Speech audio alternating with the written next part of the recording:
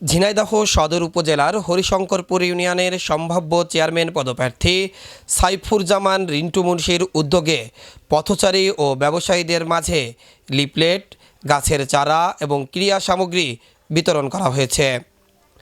আজ বৃহস্পতিবার বিকালে স্থানীয় হরিশঙ্করপুর বাজারে স্থানীয় বিএনপি ও অঙ্গ সহযোগী সংগঠনের নেতাকর্মীদের নিয়ে বৈরী আবহাওয়াকে উপেক্ষা করে এই কর্মসূচি পালন করেন তিনি।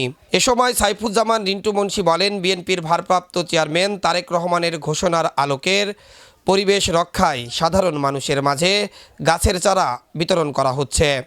পাশাপাশি যুব সমাজকে মাদক থেকে দূরে রেখে খেলাধুলার প্রতি আগ্রহী করতে ফুটবল ও ক্রিকেট ব্যাট উপহার দেওয়া কার্যক্রমের আনুষ্ঠানিকভাবে উদ্বোধন করা হয়েছে।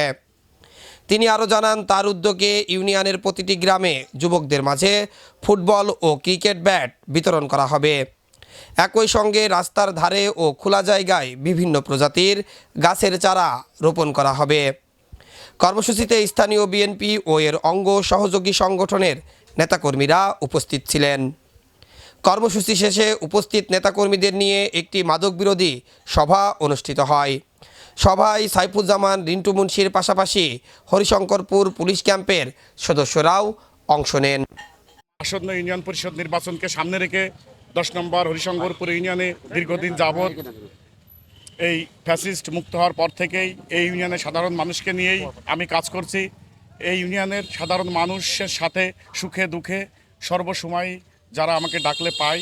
আমি আশা করি বিএনপি আমাকে ঝিনাইদহ জেলা বিএনপির সভাপতি অ্যাডভোকেট এম এ মজিদ ভাই এবং জেলা বিএনপির নেতৃবৃন্দ ওনারা আমাকে দলীয় মনোনয়ন দেবেন বলে আমি আশা রাখি। কারণ এই দল দীর্ঘদিন যাবৎ ছাত্র রাজনীতি থেকে শুরু করে আজ দীর্ঘ 30 বছর এই রাজপথে আছি। এই যে আন্দোলন, ছাত্র আন্দোলন থেকে শুরু করে এই ফ্যাসিস্ট মুক্ত আন্দোলনে আমরা জুলাই যোদ্ধা হিসেবে স্বীকৃতি পেয়েছি।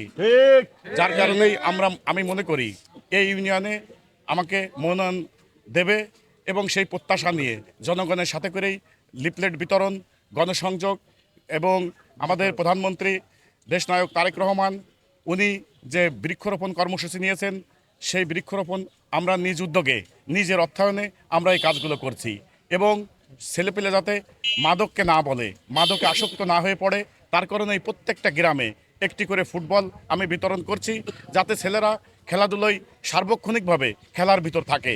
এই কারণেই আমি প্রত্যেকটা গ্রামে ব্যাট বল এবং ফুটবল বিতরণ করছি।